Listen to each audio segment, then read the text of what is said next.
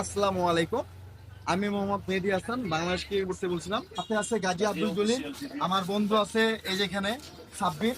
ঠিক আছে, তো আমরা মূলত বিষয়টা হচ্ছে আমাদের আজকে চান্দাত চান্দাত না, চান্দাত বিষয়টা বললে ভুল হবে। বিষয়টা হচ্ছে এখন চান্দিন বলা যায়, ঠিক আছে। কারণ সেটা উপস্থাপনের জন্য আমি আমার গাজী আব্দুল ভাই জলিল তারা আমি একটু উপস্থাপন করবো, সে কি করতে চাই, কি বলতে চাই, আমি তার কাছ থেকে শুনতে উপলক্ষে পরিকল্পনা একটা। ঠিক আছে ভাই, একটু আপনি কিছু বলতে চাই। ইনশাল্লাহ ইনশাল্লাহ।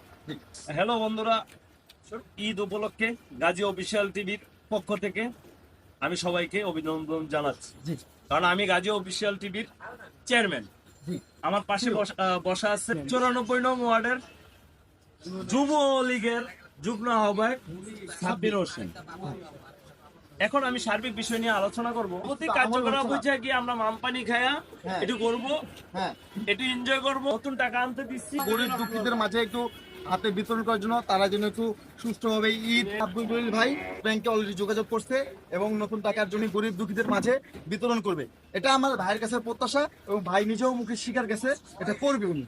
ঠিক আছে, আর বাকিটা পুরোটা ভাইয়ের উপর ডিপেন্ড করছে। ভাই ম্যাচ প্রতি আপনারা পান 500 টাকা 400 টাকা, আপনারা 5 স্টার হোটেলে কিভাবে থাকে? আচ্ছা, অন্য দুই চারটা আছে না লোকজন, তবে তাদের নিয়ে আমরা চলে যাই। ভাইয়া বলো, এই যে আমার 500 টাকা লোনা চিটারি বাটপারি করে যাচ্ছে এতটা দিন, তুমি আর আগে দিতাছো না এই টাকাগুলো দাও না। আমি একটা ফোন করবো আগে, তারপর আসসালামু আলাইকুম। গাজী অফিসিয়াল টিভি থেকে আমার ছোট ভাই মেহেদীকে আমন্ত্রণ করা হয়েছে সার্বিক বিষয় নিয়ে আলোচনা করব। আমরা ইগরা পাঁচ শান্তমের দিকে আমরা ক্যামেরা দিকে মুভ করতে পারি। আপনি বলবেন মনিরা কখন আসবে, সে মনিরা আসলে সে টাকাটা বিতরণ করবে। এখন মনির ভাই কখন আসবে, যে টাকাটা দিচ্ছে তারই আপনারা জিজ্ঞাসা করেন সে কখন আসবে, কেন দিচ্ছে, আচ্ছা, কি কারণে তাহলে দিচ্ছে। জলিল ভাই দেখতে হচ্ছে। হ্যাঁ। জলিল ভাই, আচ্ছা আপনি কি টাকা দিয়েছেন? এ কি ইগরা পাঁচ শান্ত ভাই জানে সেটা অবগত আছে?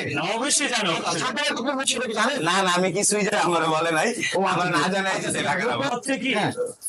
ও অস্বীকার করলে কিছু করার নাই। ও একদম শান্ত ফাইল মাস্টার, যাকে কাজই পারা আপনি কি বলতেছেন? সবাই জানে। আপনি কি বলতে চাচ্ছেন এটা যদি না হয় তাহলে কি টাকা হিসেবে তাকে দিয়ে দেবেন? না না, কেন? আমার কথা হচ্ছে সে যদি না দেয় আপনি কি তার পরবর্তী কি করবেন? গুছিয়ে টাকা দেবেন? আমি বসাবো কেন? আমার বন্ধু আছে না, যখন আমি না করবো ফাইল মাস্টার আমার বন্ধু তো আছে, যখন ওর টেবিলে ফাইলটা দিয়ে দিব আমার 50,000 টাকা 5 লাখ টাকা। আচ্ছা, অডিয়েন্সের উপলক্ষে আমি একটা কথা বলতে চাই।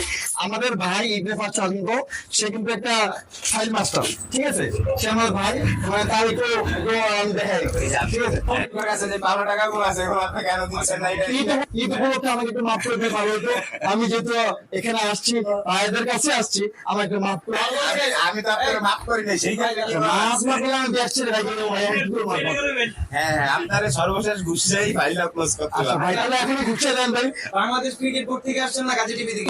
মানে স্পন্সর হিসেবে আমি ঢুকে গেছি। আপনাদের যে সার্টিফিকেট দিয়েছেন ওটা কি নীল খেতের? আর নীল সাথে সাবজেক্টে আমি দূরে পড়ে গেছি, আমি একটা করেছি সাবজেক্টের থেকে আমার একটা।